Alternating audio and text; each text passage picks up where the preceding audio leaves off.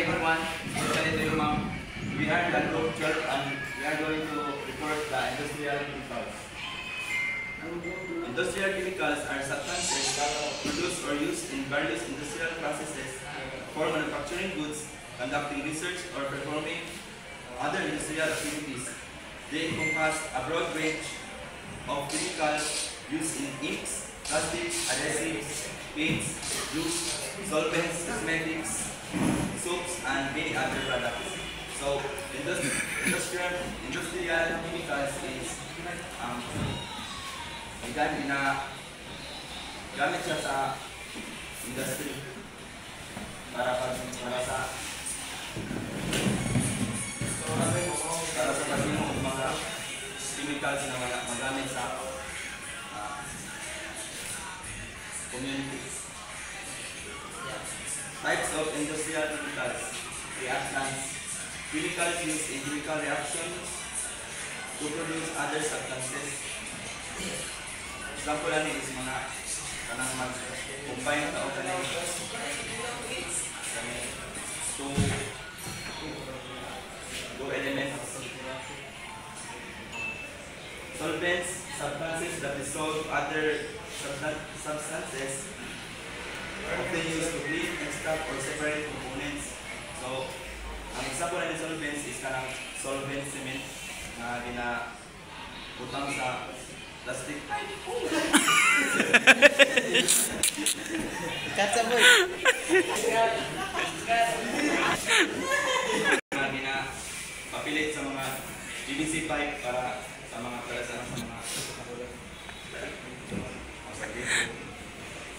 something. Lubricants, substances that reduce friction between moving parts, improving efficiency and reducing wear. Example na is mga sa automotive, parang lubricants sa dyes, substances that impart color to materials used in textile, paints, and inks.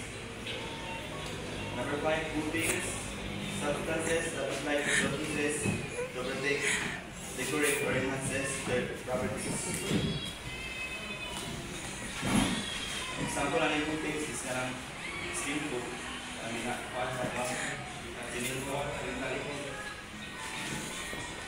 colorants, substances used to add color to products, including cosmetics and plastics. Stabilizers, substances that prevent degradation or deterioration of other materials. Inks, substances used for writing, printing, or marking. Inks, nasa mental pen, sa ball pen.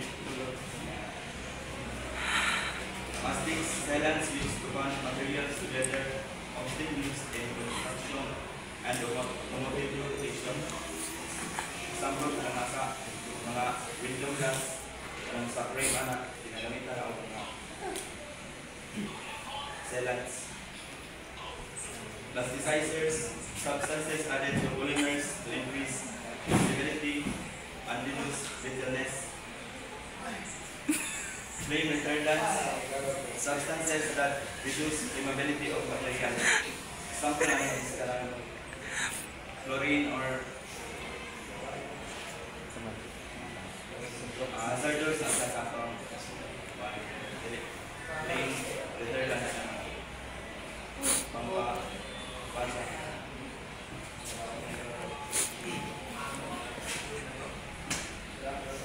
Fragrances, substances used to impart a pleasant scent to products.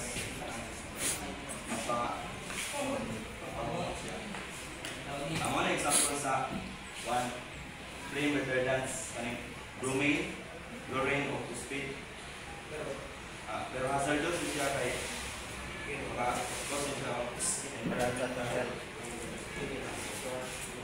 conductors and insulators, substances that conduct or resist the flow of electricity, like basic.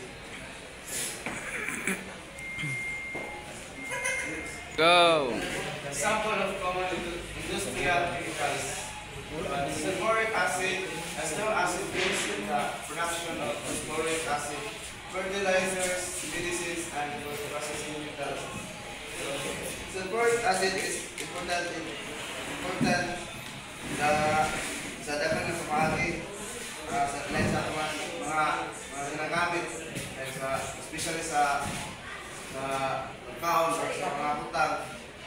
For example, sa battery. So, ang sulfuric acid is mo na ang produce of power in many devices. That's why dapat ka siya gamit sa mga. Number 2, sodium hydroxide, a strong base used in the manufacture of soaps, textiles, detergents, and liquor. Sodium hydroxide is used in processing of manufacturing food, detergents, o pang. Wala siya baho chemical o ginagamit siya panghinlo. For example, panghinlo ka para mawala ang ugaw, mas prefer o gamitan natin siya sodium hydroxide para mas mapadali o delikado po siya or makadaot basta dili mo siya gamiton in proper way.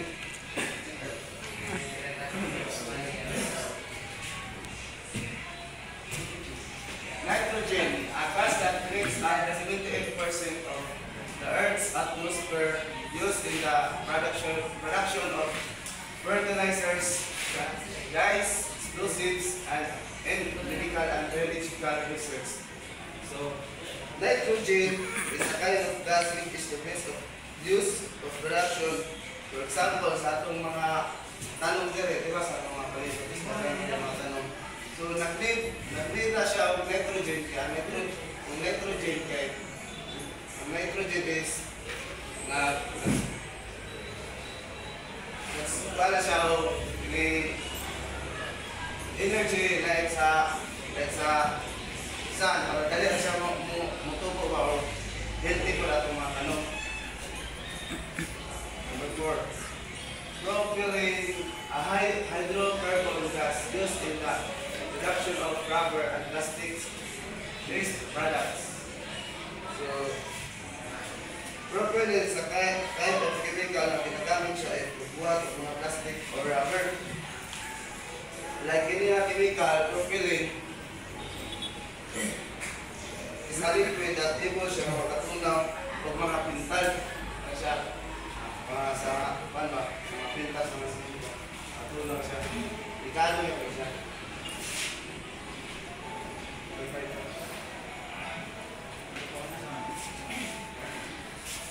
Important and impact of industrial chemicals. Industrial chemicals play a crucial role in a modern society in enabling the production of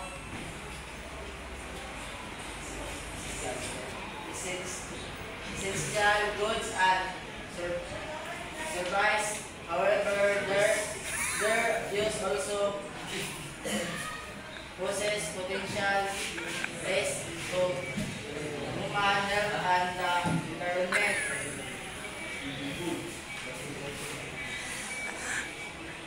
Ang industrial chemical daw kay importante ni siya sa pagbuhat ng mga butang pero kani po makadaot po ni siya sa mga tao ug sa environment labi na sa generation karon nga daghang mga maglapay og basura sa kanal or sa sapa nga mag-cause of blood and hangin food pollution tungod sa aso sa mga motor o sa mga bago ka ng mga teknolohiya.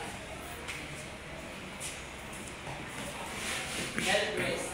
Exposure to certain industrial chemicals can be harmful to humans, causing allergic reaction, autoimmune disorder, cancer, and other health.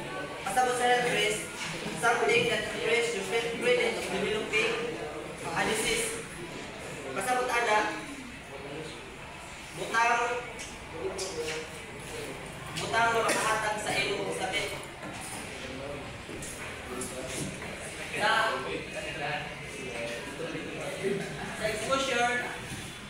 exported to certain industrial sa pag-ala tungod sa mga chemical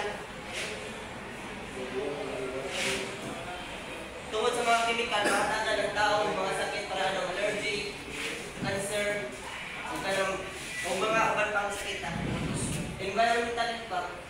Industrial chemicals can contaminate air, water, and soil, leading to pollution and damage. Ang pasawkala, ang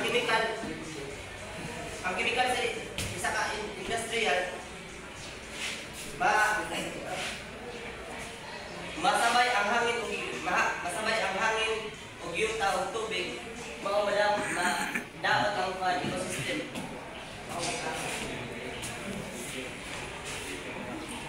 Regulation and safety to mitigate this risk, and government worldwide having implemented regulation.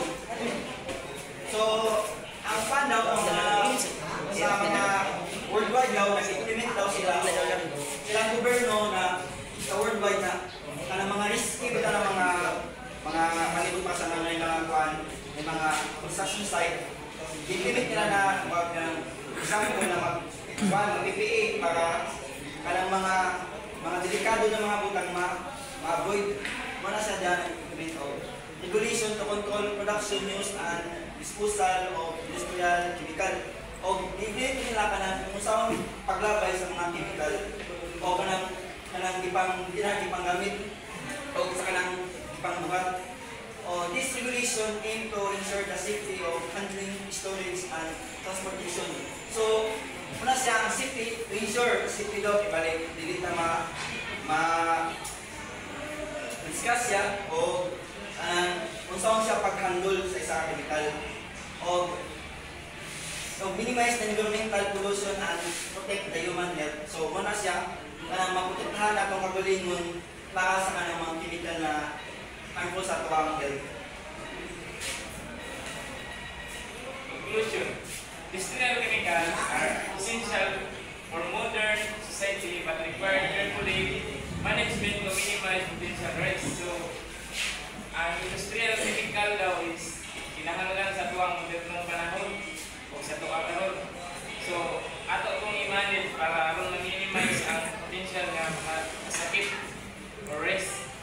Then, understanding the nature and uses and impact of these chemicals are crucial for promoting responsible industrial practices and ensuring the safety of human health and environment.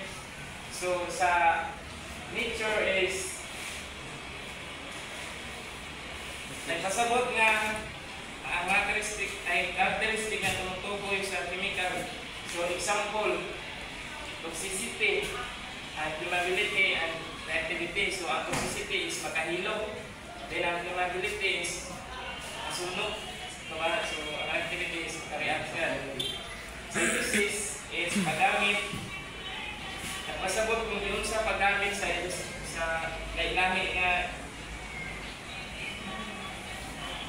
lahi nga industriya. So, kuhaan lang siya. Ang impact is nagpasabot ang potential na epekto sa mga chemical sa kalusugan sa tao o sa itong environment.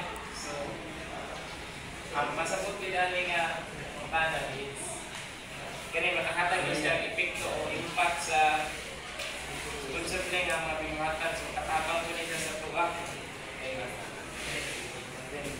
Ano yung mga hazardous nga sa mga.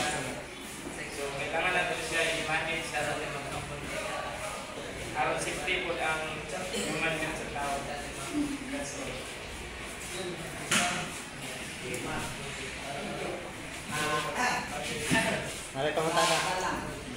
Sa first line ng news. Okay, balik. Sige, next. First line. Sa line sa industrial chemical na atay yung mga solvent. Kanang solvent, ingon daw, muna yung isa kasi substance nga pwede siya maka-dissolve or makahili sa kaputang. So, nga naman nga ang tubig, tinatawag nilang universal solvent. O kato siya ang pinaka-common ng hilis. O sa dahil sulutan ng buwan, tubig. O Kasi ano makahilis mo siya. Isang bakal gani, matuluan ang bakal. Mutaya niya ang bakal. O sa lex pa na ako. Magkanoy. Ako Yung mga ano, yung mga nabito. grupo man din sa bakal. Hindi, yaman. Ay, buta. Anak pala.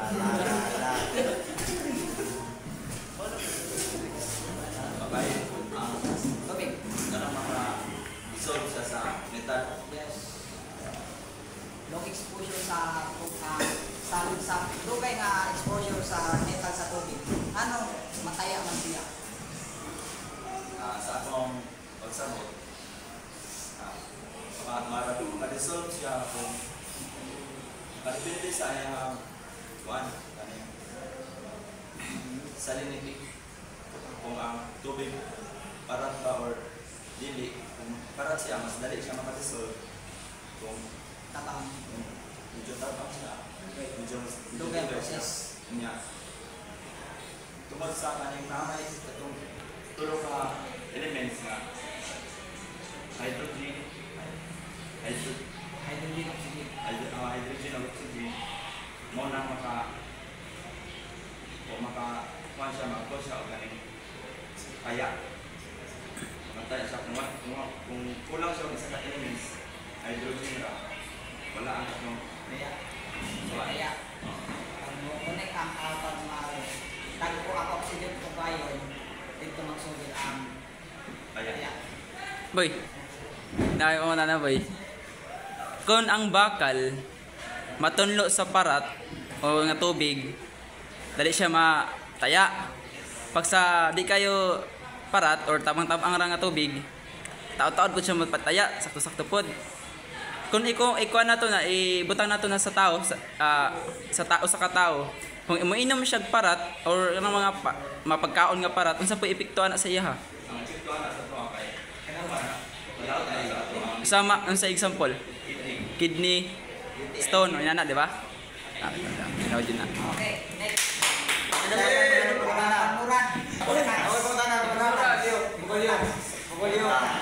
Importance to. Yung kapag-uran. Importance sa impact of industrial chemical. So, industrial plays a crucial role in modern society. Nga naman, biskan daghayan sa artos nga gamit sa industrial chemical, for example, itong mga sulfuric hydroxide. Nga no, until now, ginagamit ang mga gyapon siya. Nga no, wala dahil kuwan na pulihan.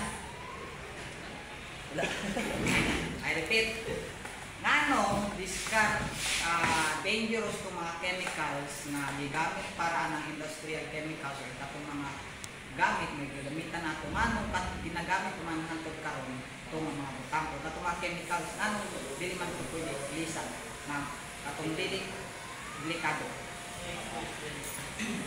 Ang ako lang sa tanan na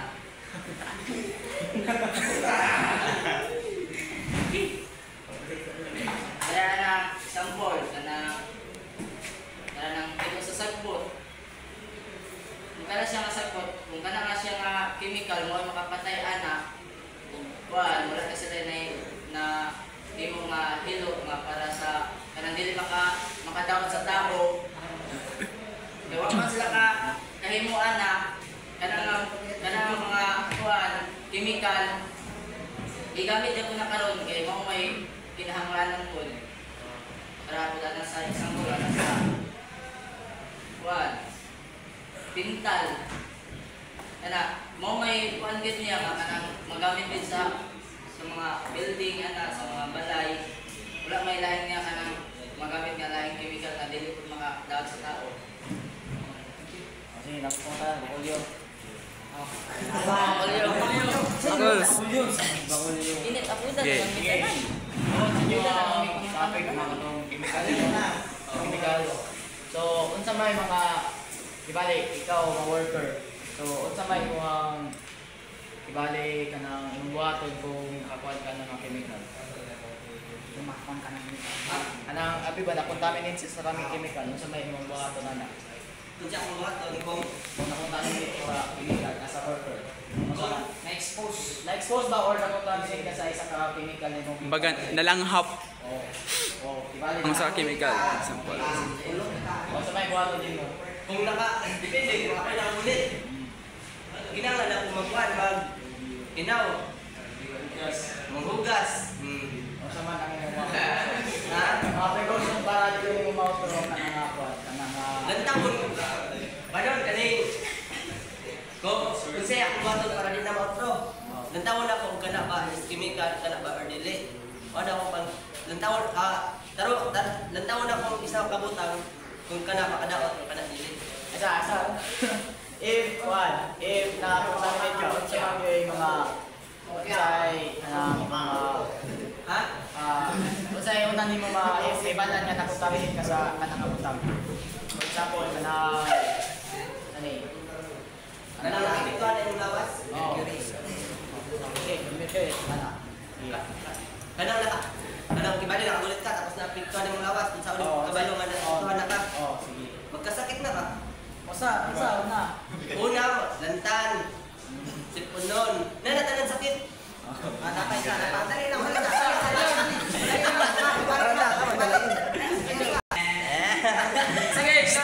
Miss, natuwang na lang.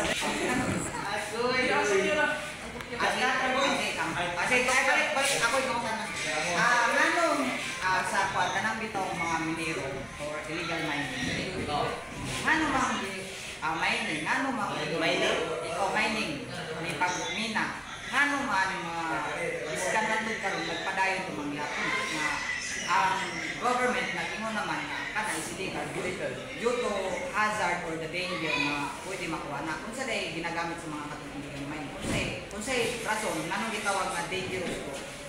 Unsay mga chemicals na mostly used sa mga miners? Kanang mga may kanang paraan ng lansa na magsulod kung sa silang mga naman ng mga acid food na mga kanana masunod, makadakot po na sa industriya.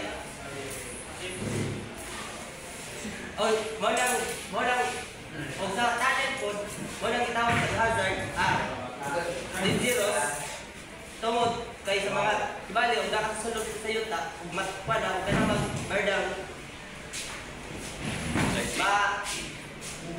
maugmaan din tanan mo nang gitawag dangerous og gihastanen ang sudutan tanin may iniingon ka sakya si